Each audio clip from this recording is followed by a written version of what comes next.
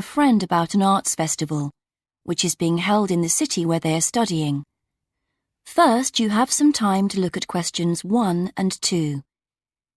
You will see that there is also an example which has been done for you.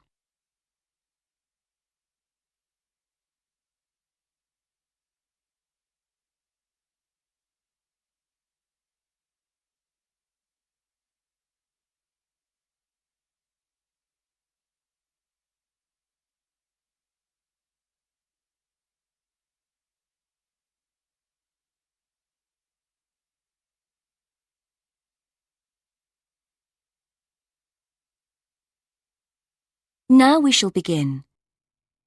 You should answer the questions as you listen, because you will not hear the recording a second time. Listen carefully and answer questions 1 and 2. Hi, Joanna. Where have you been? Hi, Dave. I had to go into college to return a DVD I'd borrowed from the library. Oh, right.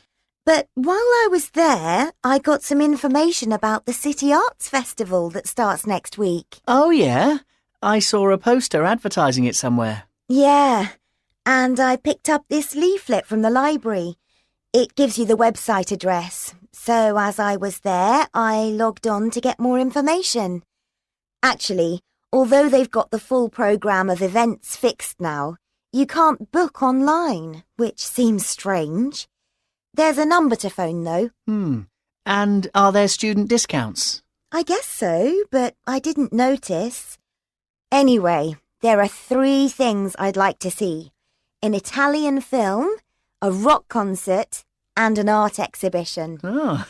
The exhibition's free, and you don't need to book, so I'll definitely go to that. But I'm going to get tickets for the film in case they sell out. Good idea. You can always buy concert tickets at the door because that's in a really big hall. Right. Before you listen to the rest of the conversation, you have some time to read questions 3 to 10.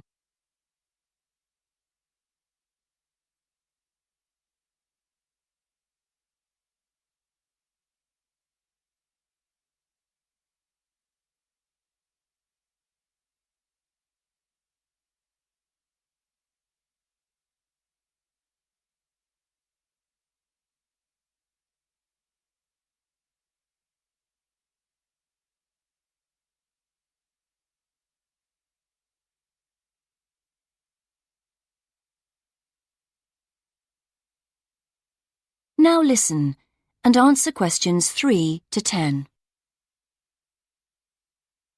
So, when does the festival actually start? Well, it's usually held the first week of October, but it's earlier this year for some reason. The opening night is September the 20th, and events go on till the end of the month. And have you got that phone number? Yeah, it's here. Look, it's 0967 990 776. OK, I'll write it down. 0967 990 776. Thanks. I thought the local council made a profit from the festival, but it says here that there's a commercial sponsor. It's a local bank. I didn't know that. Neither did I. What other events have they got on? As well as the art exhibitions and stuff that's open every day, there are special events each day. Like on Monday, there's a musical in the City Hall. That's only £3.65 for students. I think I'll give that a miss. I've got football training on Mondays, but I'm free on Wednesday. There's a jazz band on then, and that's only £2.50 for students. Sounds good. Is that in the City Hall too? We could go. Well, I'm busy actually, but it's at the sports centre if you're interested. Oh, right. Thursday's the cheapest event, only £1.25 for students, and it's on in the library. Can you guess what it is? Probably the college choir. Actually, no. They've not been asked, apparently. Oh. No, it's a poetry evening. Isn't there any modern dance on anywhere? On Friday. That's at the college. It's quite expensive, though.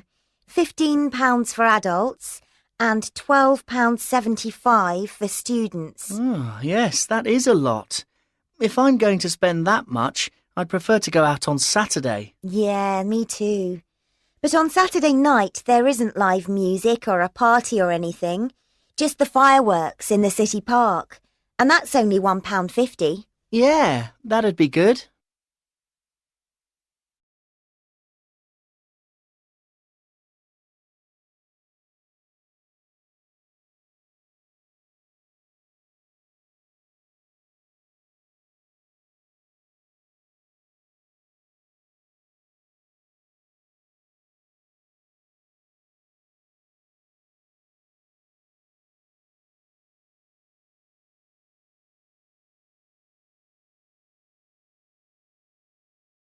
Section 2.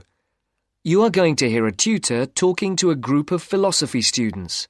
First, look at questions 11 to 13.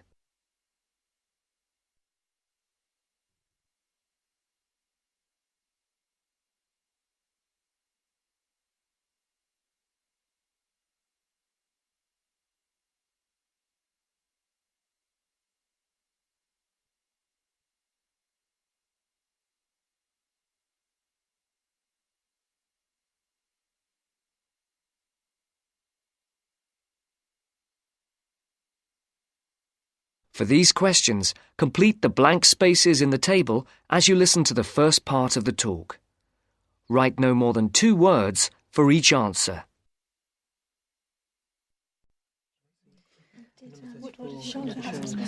Good morning, everyone.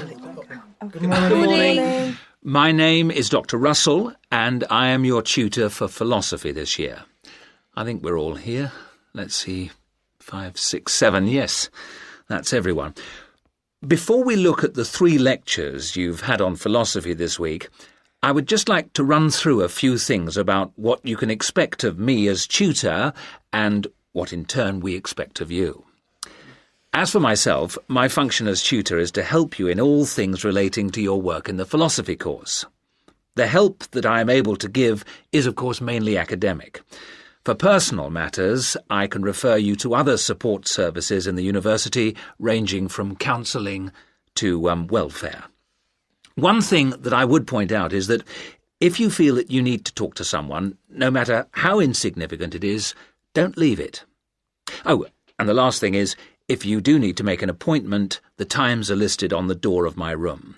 You just write your name in a time slot. But I would point out that the appointment slots get booked up quite quickly. If it's urgent, catching me between sessions is the best idea. That way we can sort something out quickly. No questions? Before the talk continues, look at questions 14 to 20.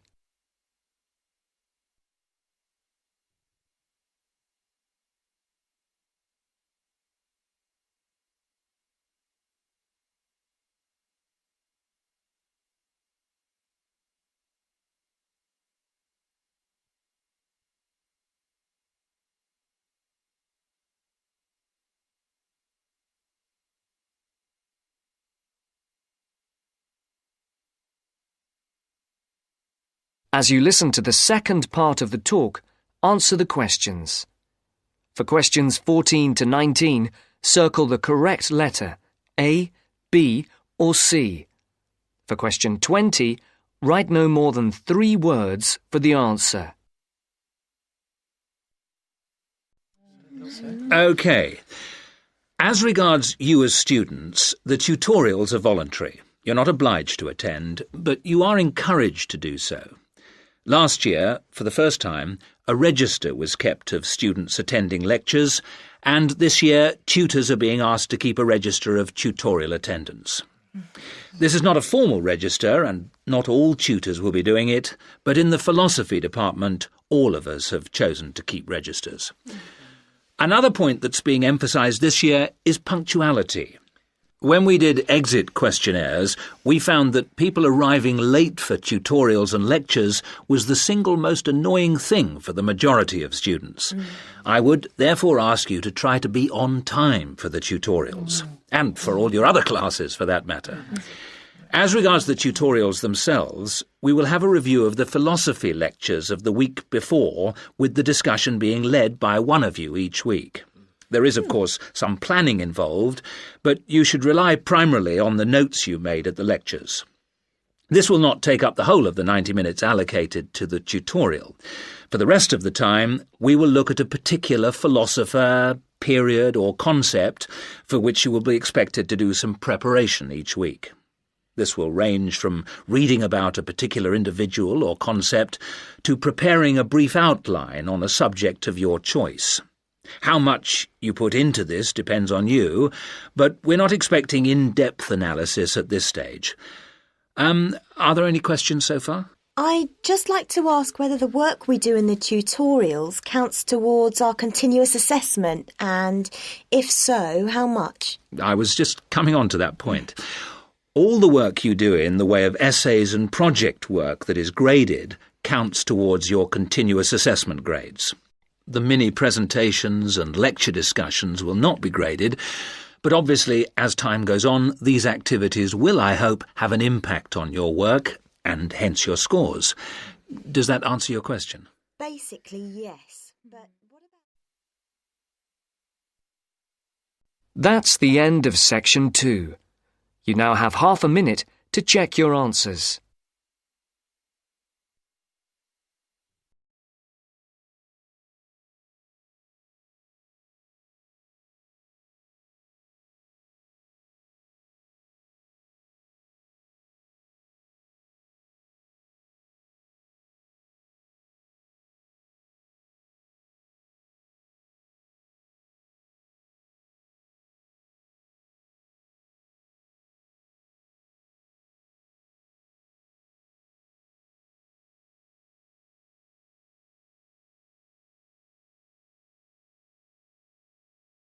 Now turn to Section 3.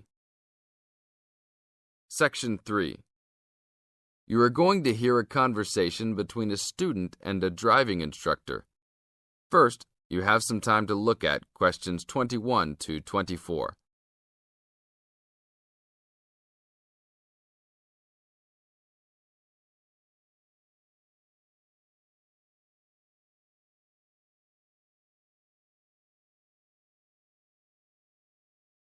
Now listen to the tape and answer questions 21 to 24.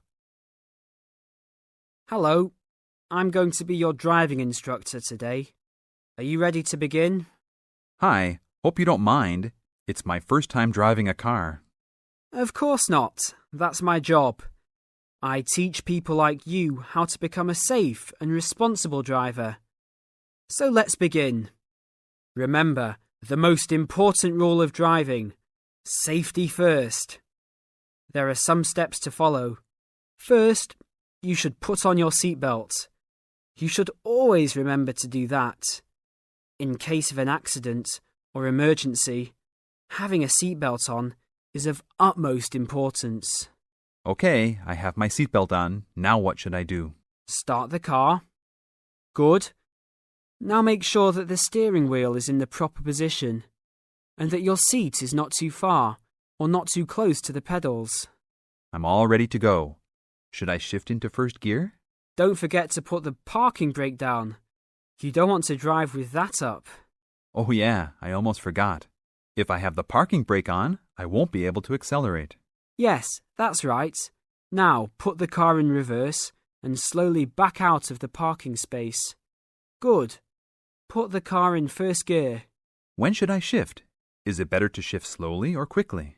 You can shift whenever you feel is appropriate. This means shifting should occur smoothly. Do not shift too slowly or you will stall. Shifting too fast will waste gas. Shifting is simple. Just remember to shift smoothly. To shift, you will have to push the clutch and then push the gas pedal. Now look at questions 25 to 30.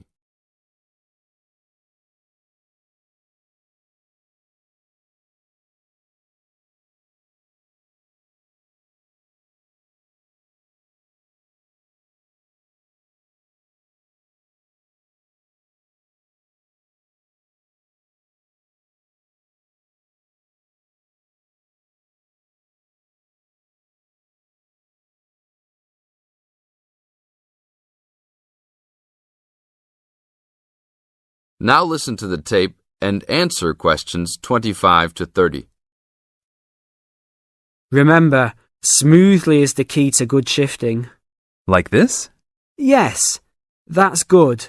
Now keep it slow. Don't drive very fast just yet. Be sure to constantly check your mirrors for oncoming traffic. Always be aware of everything that is around you, including 3 important things. Remember these 3: people crossing the streets, other cars, and bicycles riding next to you. What should I do if I see a yellow light? Well, it's always better to brake instead of trying to run it. But if you're travelling at a speed where it's impossible to stop in time, then you should try to make it across the intersection. But remember, you should always try to stop. It's the safest way to avoid an accident. Even if I have to brake very suddenly? Yes, even if you have to brake suddenly. What about if a driver behind me is going a lot faster than I am? You should always be ready to move to a slower lane if a driver behind you is forcing you to go faster than you are comfortable with. Never try to speed up to accommodate a faster driver. You could risk an accident or a speeding ticket. It's better to let him go. That sounds like good advice. Be careful. There is a sharp turn up ahead. Remember to brake before turns. Otherwise, you might flip over if your speed is too high going into a turn. Got it. I know that I should always try to observe all traffic safety. That's right. If safety is not your first priority, it will make driving very dangerous for you and other drivers on the road. OK, park the car here. You did a great job today for your first day. I'll see you in 3 days. Thanks so much. I will see you then.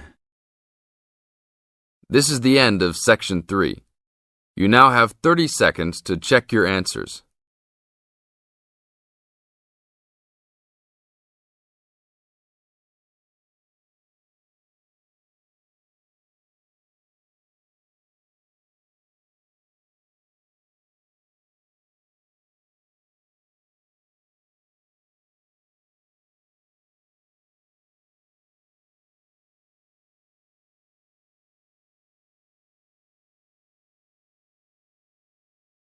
Section 4.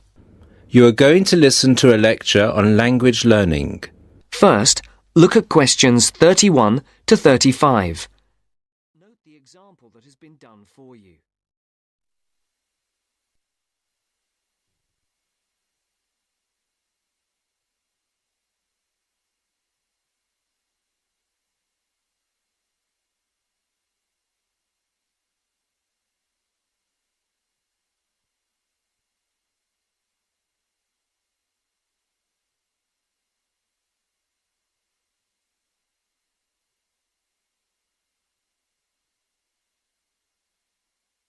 As you listen to the first part of the talk, tick the appropriate box for questions 31 to 35. This is the first in our series of lectures on language learning. The topic I'd like to deal with today is what makes a successful language learner? There's been a lot of research into what makes some people learn a language faster than others. In this lecture, I'll summarize the main findings of the research into the subject. There are many factors that influence how quickly one learns a foreign language. of which exposure to the target language seems to be one of the most important factors to consider. It's this factor which determines the speed of learning a language, especially among those people who learn a foreign language outside the classroom. There are more people who did not learn a second language or a third language in the classroom, and I think that understanding how learners successfully learn languages without the help of a teacher can provide us with the key to how to become a successful language learner. Let's look then at the characteristics of a successful language learner.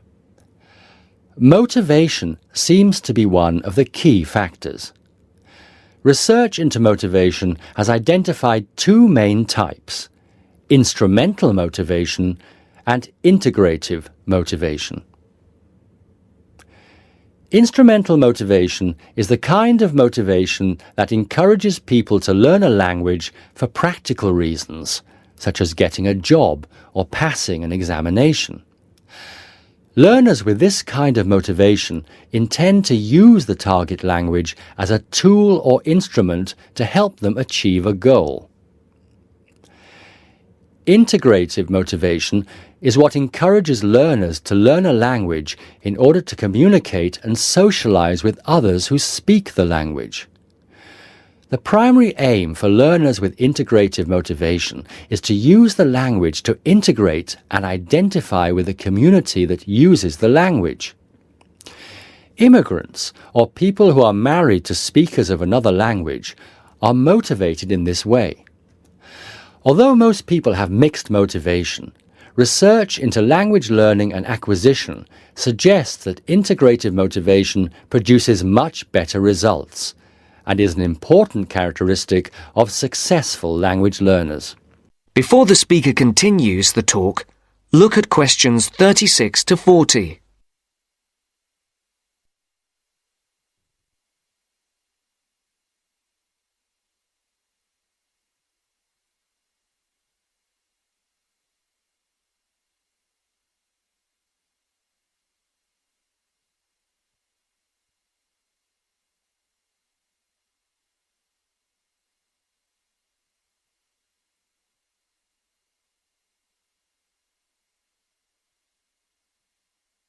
As you listen to the second part of the talk, answer the questions. One does not need to be an extrovert to learn a foreign language, but willingness to experiment and take risks is essential. Introverted or anxious learners who are afraid of making mistakes find it harder to learn a language. Good language learners will try to experiment with different ways of learning vocabulary or grammar until they find the way that suits them best. Language is a complex system. Successful language learners often design complex learning systems to master a language. They think about how they learn and organize their learning accordingly. They develop their own learning style and use a range of learning skills such as efficient revision techniques, systems for learning and organizing vocabulary, the ability to monitor their own speech, and the ability to plan their learning. Finally, age is another major factor to be borne in mind. Children seem to be in the best position to learn a foreign language rapidly and with the best results. Older learners can also be very successful and become proficient at using a language. Adult learners who make decisions about their learning and are independent of the teacher, who are analytical and aware of how they learn, and who take responsibility for their learning, stand a very good chance of learning a foreign language successfully. That's the end of section 4. You now have half a minute to check your answers.